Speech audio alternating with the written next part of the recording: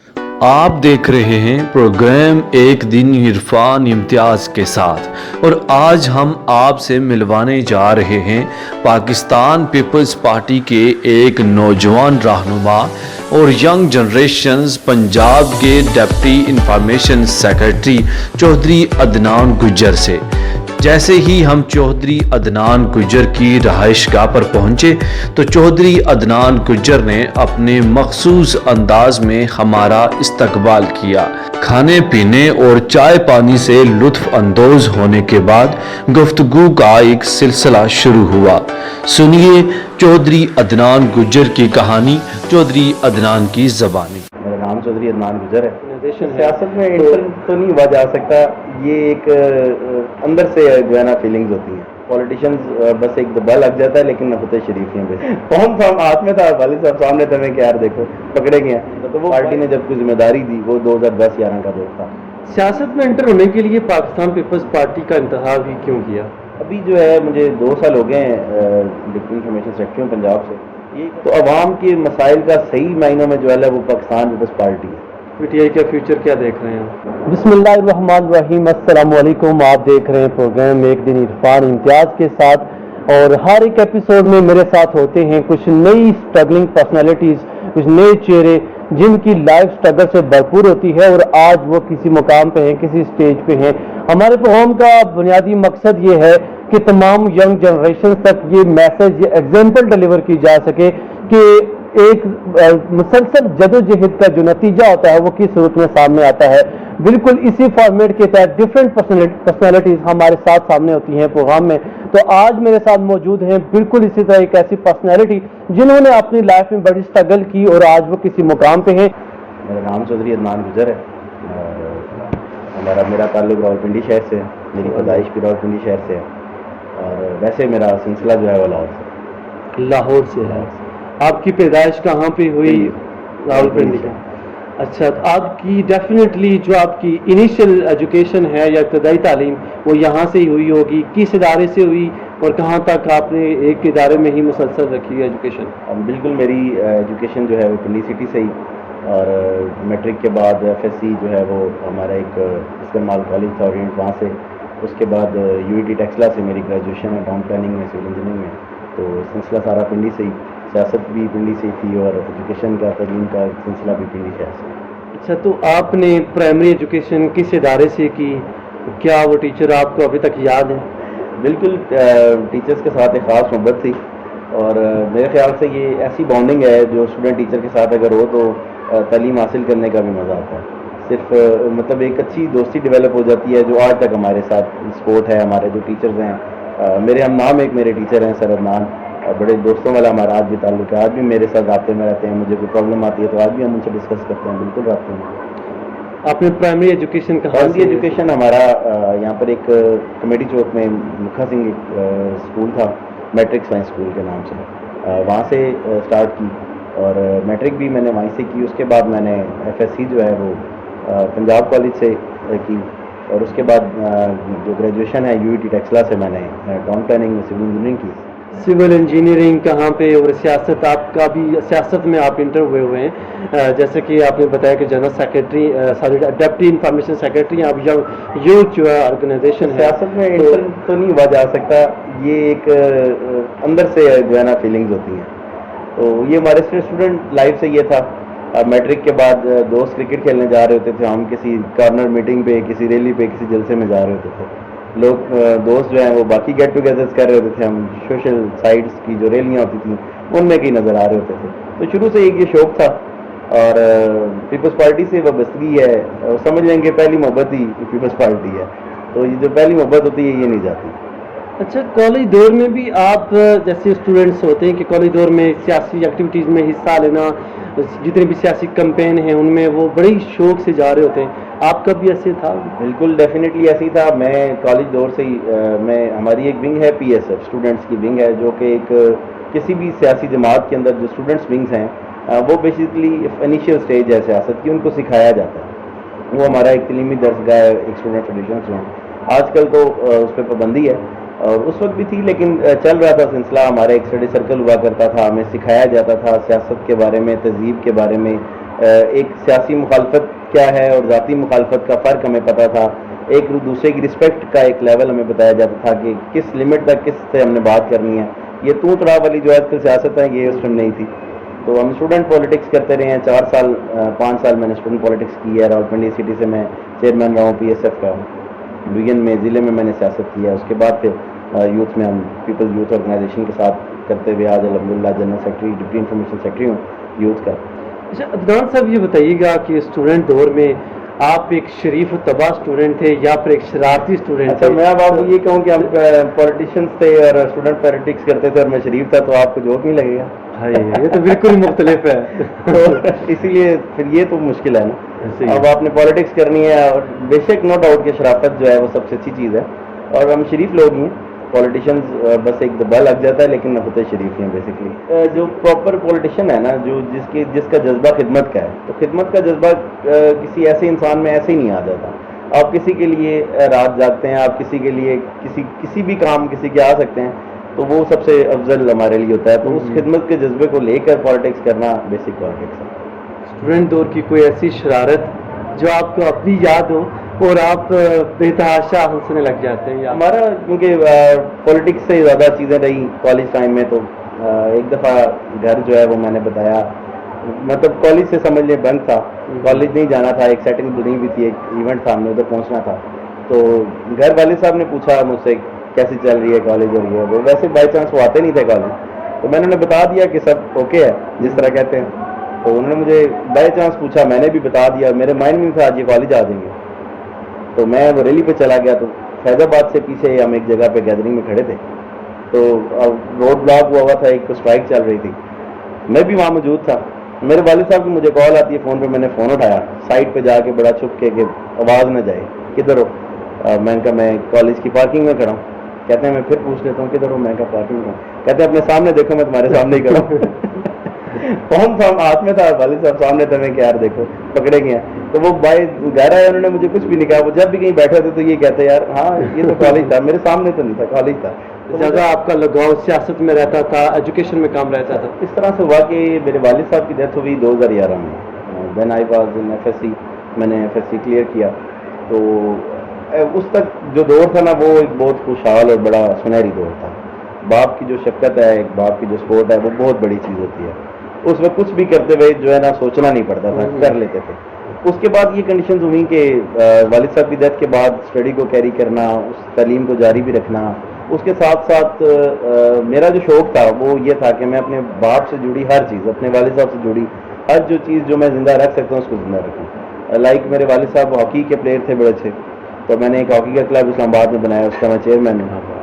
ہاتھ hockey club کے نام سے ہمارا کلب ہے اور اس میں ہم فری آف کاسٹ جو ہے اسٹوڈنٹس کو کھلاتے ہیں. اس میں 2 کیٹیگریز بھی بنائی ہوئی ہیں. ایک اسٹوڈنٹ کیٹیگری ہے جو کالج یونیورسٹیز کے لڑکے کھیلتے ہیں, ان کو ہم فری پرفارم کرتے ہیں. اور سیکنڈ کیٹیگری ہے جو 50+ کے لوگ تھے جو پرانے کھیلنے والے ہیں, وہ ٹائم پاس کرنے کے لیے گراؤنڈ آتے ہیں, وہ فیس ہم پے کرتے ہیں, چیزیں ہم پے کرتے ہیں اور فری آف کاسٹ وہ کلب چل رہا ہے. تو اسی طرح سے جو ان سے جڑی چیزیں تھیں ان کو ایک میرے والد صاحب کا, کیونکہ وہ بھی انجینئرنگ سے ریلیٹڈ تھے, کنسٹرکشن کا ہمارا بزنس ہے, تو میں نے اس کمپنی کو بھی پھر اسٹینڈ رکھا. اور FSC کے بعد سے میں اس کو دیکھ رہا ہوں, وہ بھی ساتھ ساتھ چل رہا ہے, یہ بھی ساتھ ساتھ چل رہا ہے. بہن بھائیوں میں سب سے بڑے ہیں یا چھوٹے ہیں؟ ایک بڑا بھائی ہے اور 2 چھوٹی سسٹر. صحیح ہو گیا. اچھا سر, سیاست کب آپ نے جوائن کی اور کیوں جوائن کی؟ پریکٹیکل پالیٹکس آپ کہہ لیں کہ 2012 سے 11 سے ہم پریکٹیکل پالیٹکس, مطلب پارٹی نے جب کوئی ذمہ داری دی وہ 2010-11 کا دور تھا.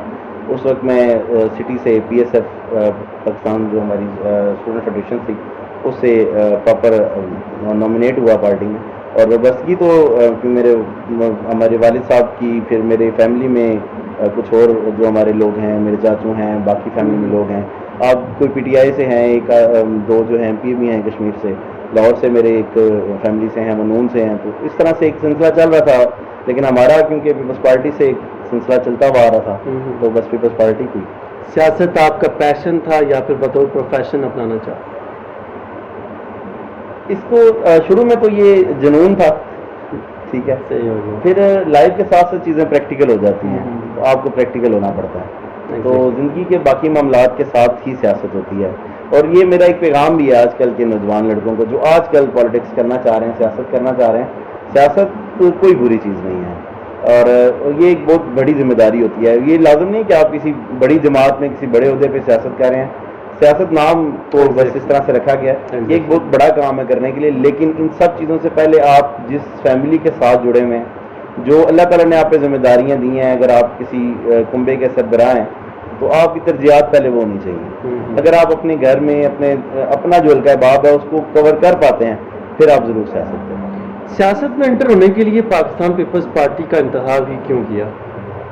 پاکستان پیپلز پارٹی کا انتخاب اس طرح سے ہے کہ میری نظر میں جو میری اسٹڈیز ہیں, میں نے آپ کو بتایا کہ ہمارے اسٹڈیز سرکل ہوا کرتے تھے, ہمیں بتایا جاتا تھا, ہم پوچھنے کی ایک کیپیسٹی تھی, ہم اپنے ایم پی ایم این اے سے پوچھ سکتے ہیں, ہم اپنے آج بھی ہمارے اپوزیشن سینیٹ کے یوسف رضا گیلانی صاحب ہیں, آج بھی پیپلز پارٹی کا جیلا گیلانی صاحب کو 1 to 1 ملنے جا سکتا ہے. ہمیں پرابلم نہیں ہے کہ ہمارا کوئی لیڈر ہے تو ہم نہیں مل سکتے. ہمارے ابھی نوجوان لیڈر چیئرمین بلاول بھٹو زرداری صاحب, ہماری کئی ملاقاتیں ہوئی ہیں, اللہ نے ہمیں بہت عزت دی ہے اس پارٹی میں. اور اسی طرح ہی ہے کہ ہر طبقہ پیپلز پارٹی کے اندر ہر طبقے کا جو پولیٹیشین ہے, جو سیاست کر رہا ہے, جو ہمارا گراؤنڈ ورکر ہے, وہ سب کا ایک لیڈرشپ کے ساتھ رابطہ ہے. اس میں ایک خود اعتمادی پیدا ہوتی ہے, اور اس سے ریئل جو پالیٹکس ہے, جو جمہوریت جس کو کہتے ہیں, وہ صرف آپ کو پاکستان پیپلز پارٹی میں ہی نظر آئے گی.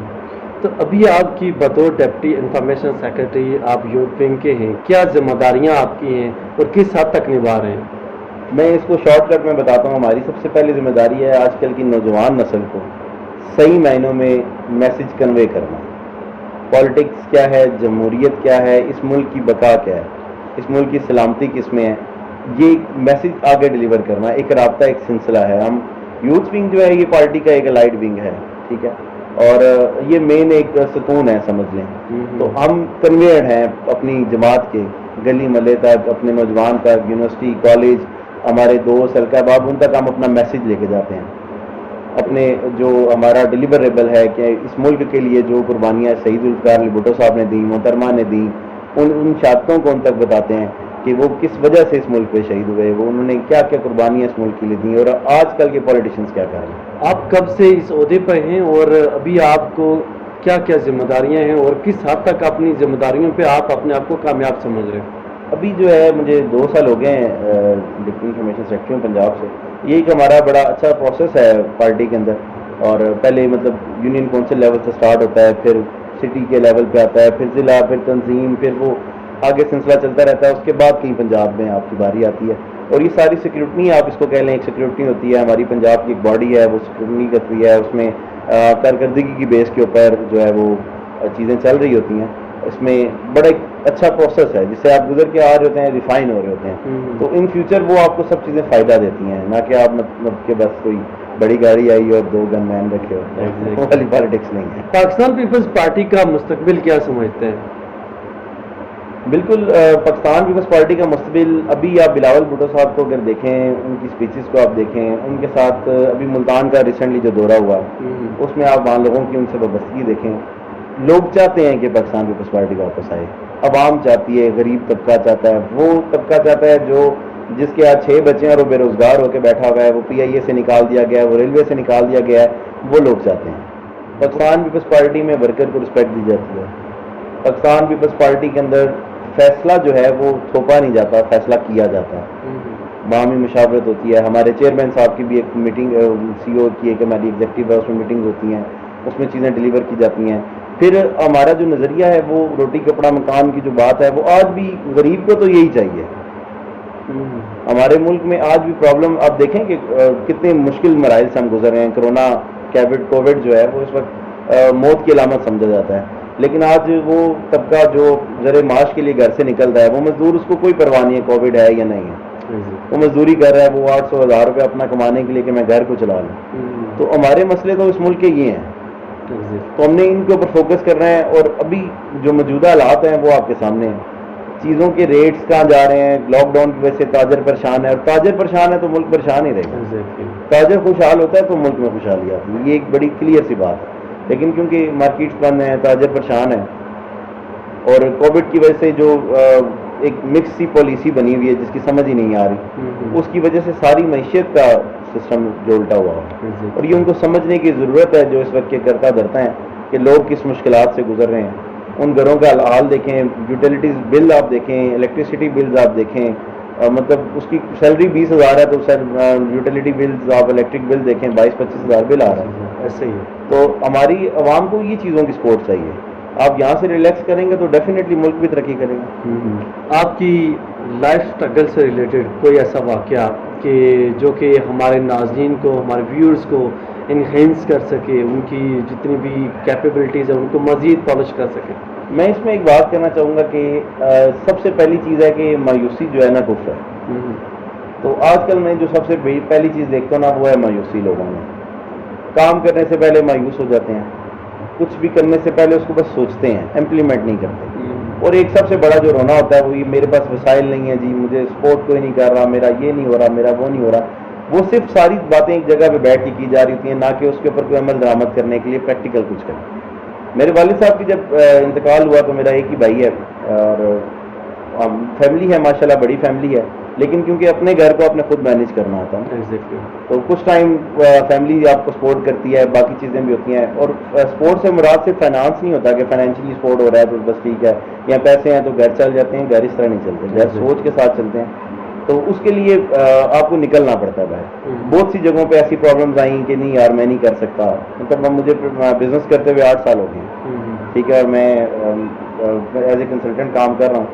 تو اس میں کئی جگہ پہ ہمیں پرابلم آتی تھی کہ بڑے سینئر لوگ بیٹھے ہیں, بڑے تجربے والے لوگ بیٹھے ہیں, تو کیسے ہوگا. تو وہ بس پھر توکل اللہ اس کو ہم شروع کرتے تھے, اور اللہ کا شکر ہے وہ کافی ایسے کام کیے ہیں جو قابل فخر ہیں مجھے اپنی ذات کے لیے کہ میں نے کیے ہیں. یا پھر کہ ایسی کون سی چیز ہے اگر گھر پہ بن جائے تو آپ اچھا موڈ بھی ہو تو آپ کا خراب ہو جاتا ہے کہ نہیں, ہے گھر والے آج کل ایسا کچھ بناتے ہی نہیں ہے. ڈیفینیٹلی ایک ان کا آپ کی پسند کا پہلے پتہ ہے. تو گھر میں ایسی کوئی چیز بنتی نہیں ہے. اور میں ویسے بھی ساری چیزیں اللہ تعالیٰ کی قدرت کی طرف سے بنائی ہوئی ہیں. اس میں کچھ ایسا نہیں ہے کہ جو بن جائے تو اس طرح سے کرنا چاہیے. میں ہر چیز کا اللہ پہ شکر ادا کرنا چاہیے, ہر چیز کھانی چاہیے. اور اگر میرے میں بھی یہ چیزیں ہیں کہ ہم یہ نہیں کھانا, یہ نہیں اچھا بن رہا, لیکن آگے کی جنریشن کے لیے, آگے کے لیے میرا بھی یہی میسج ہے, اور میں خود بھی یہی کروں گا کہ اللہ تعالیٰ کی بنائی ہوئی ہر چیز جو ہے نا وہ کھانی چاہیے. اس کے کہیں نہ کہیں فائدے, اور آپ کو فائدہ ہی ہے, اس کا نقصان ہے. ان فیوچر آپ کے ذاتی کیا پلان ہیں؟ کیا سیاست میں آپ فل فلیج انٹر ہوں گے یا بزنس پہ ہی اور ایسے پارٹ ٹائم ہی دیتے رہیں گے سیاست؟ بزنس کے بغیر سیاست نہیں ہے. ٹھیک ہے, یہ ایک بڑی خاص سی بات ہے, اس میں مجھے کرتے ہوئے کوئی وہ نہیں ہو رہا کہ اگر آپ کے پاس پیسے نہیں ہیں نا تو پالیٹکس بھی نہیں ہے. ٹھیک ہے, ہمارے بہت سے سینئرز ہیں جن سے ہم ملتے ہیں, ان کی بہت اسٹرگل ہے, ان کا بہت نام ہے, پر ابھی تک وہ کسی جگہ پہنچ نہیں پائے. اس کی وجہ تھی وسائل کی کمی. تو ہم سیاست کو جو جتنا ٹائم اس پالیٹکس جو ذمہ داری ہے, جتنا ٹائم اس کو دینا ہے الحمدللہ اس کو اتنا ٹائم دے رہے ہیں. جب سمجھیں گے کہ اس ذمہ داری کو نہیں نبھا سکتے ہیں تو اپنی ذمہ داری آگے ٹرانسفر کر دیں گے. پیپلز پارٹی سے وابستگی تھی اور رہے گی, تو سیٹ کا ہونا نہ ہونا کوئی میٹر نہیں ہے, کوئی معنی نہیں رکھتا.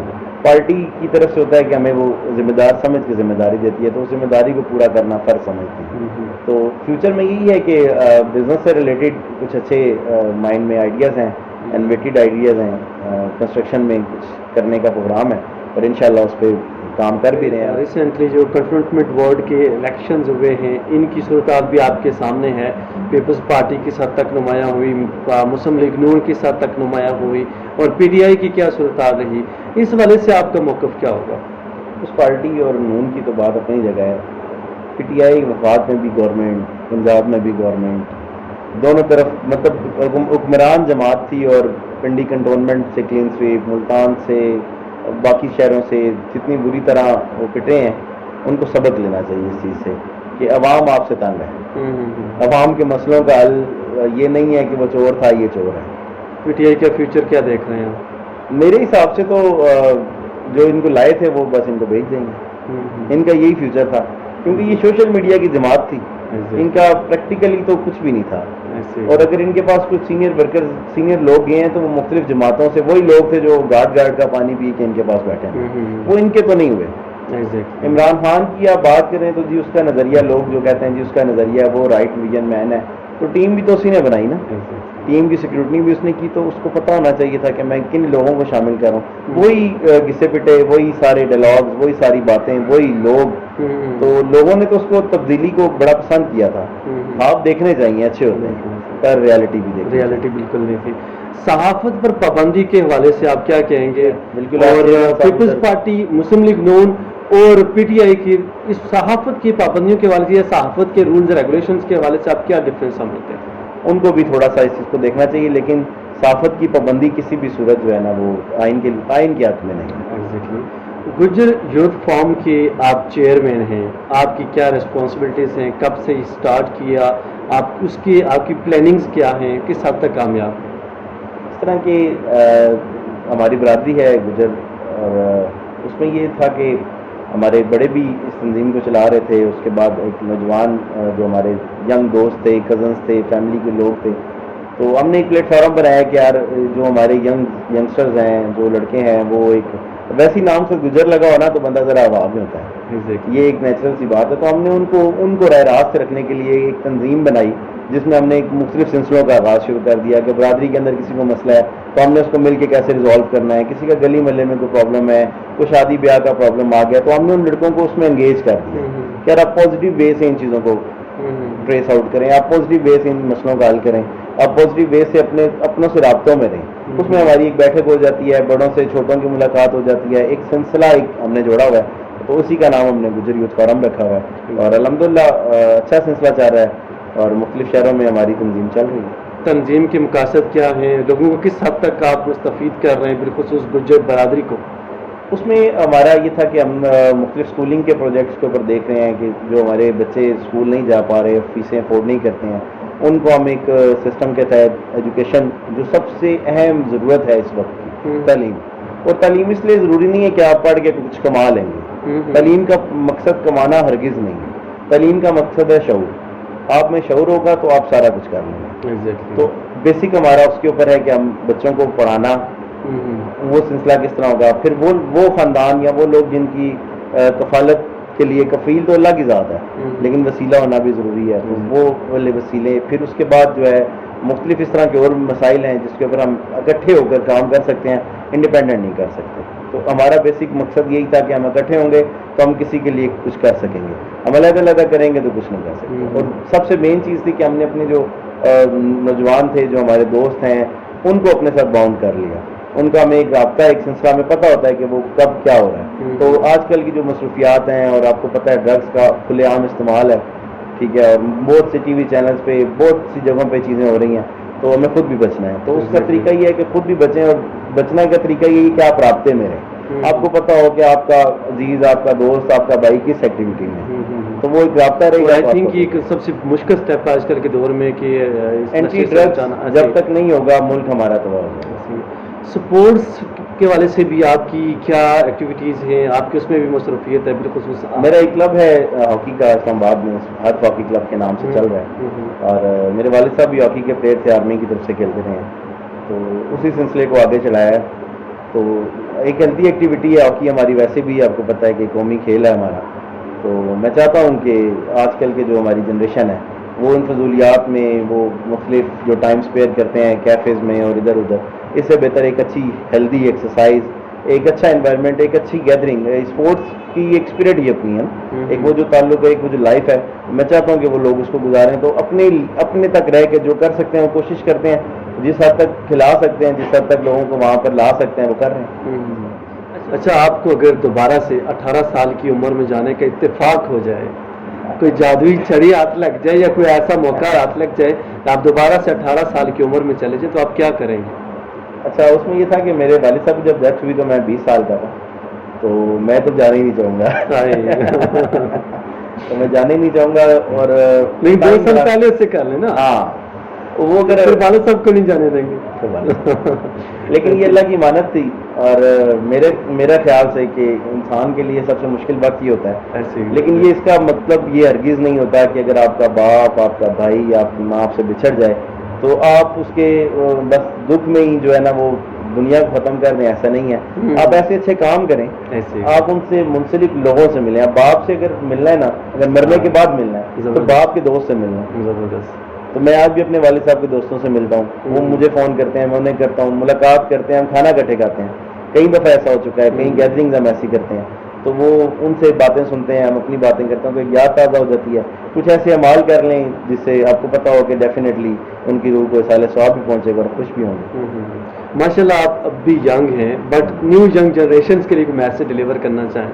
ابھی جو ینگ جنریشن ہے, جس کو میں ٹین ایجر 16 18 کی جو لڑکے آج کے ہم روڈوں پہ دیکھتے ہیں, اس میں ایک جو ریس انہوں نے زندگی کے ساتھ لگا لی ہے نا, وہ بہت غلط ہے.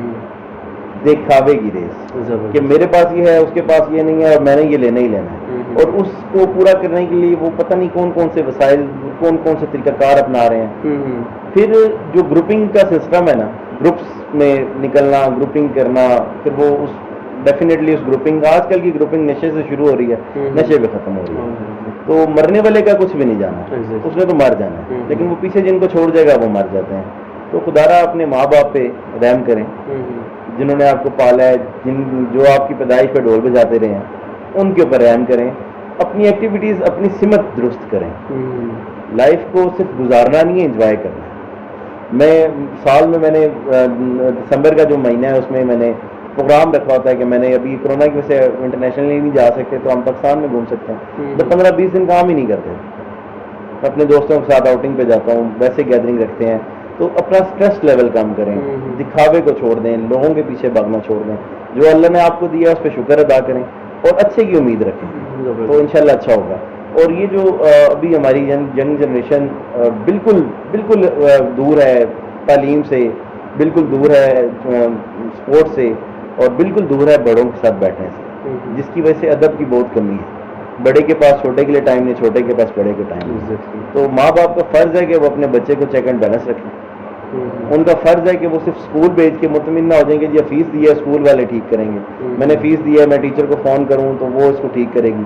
بچہ آپ کا ہے, آپ کی ذمہ داری ہے, آپ نے اس کو ٹھیک کرنا ہے. 18 سال آپ نے اس کو ٹھیک رکھنا ہے, تو اگلے 18 سال وہ ٹھیک رہے گا. تو آپ اپنی ذمہ داری میں کہیں نہ کہیں کوتاہی کرتے ہیں, اور بچہ آگے پھر پوری زندگی پرابلم کریٹ کرتا ہے. تھوڑا سا ٹائم دیں اپنے بچوں کو, دوست بنے بچوں کے. بیٹی ہے یا بیٹا ہے, ان کو ایک مقام دیں گھر کے اندر, ان کی ایک ویلیو ہو, تو انشاءاللہ بہت سے مسئلے ہیں جو گھروں کے وہ حل ہو جاتے ہیں, گھر کے اندر حل ہو جاتے ہیں. جی آپ دیکھ رہے تھے پروگرام ایک دن عرفان امتیاز کے ساتھ, اور آج میرے ساتھ جو پرسنالٹی موجود تھی, جو گیسٹ موجود تھے, جانی پہچانی شخصیت راولپنڈی کے اندر چودھری عدنان گجر صاحب, جن کا تعلق راولپنڈی سے ہی ہے, اور پاکستان پیپلز پارٹی PYO کے ڈپٹی انفارمیشن سیکرٹری ہیں, اور اس کے ساتھ گجر یوتھ فارم کے چیئرمین ہیں. ان کی لائف اسٹرگل کے بارے میں آپ نے جانا, ان کے بارے میں, ان کی ہسٹری کے بارے میں جانا کہ آج یہ اس مقام پہ ہیں, کیوں ہیں, کیسے ہیں, اور کس وجہ سے ہیں. یقیناً آپ کو بہت ساری چیزیں سیکھنے کو ملی ہوں گی ان کی لائف سے. نیکسٹ پروگرام میں نئے گیسٹ کے ساتھ پھر سے حاضر ہوں گا. تب تک کے لیے اپنے میزبان عرفان امتیاز اور ایک دن عرفان امتیاز کے ساتھ ٹیم کو دیجیے اجازت. اللہ نے کے بعد.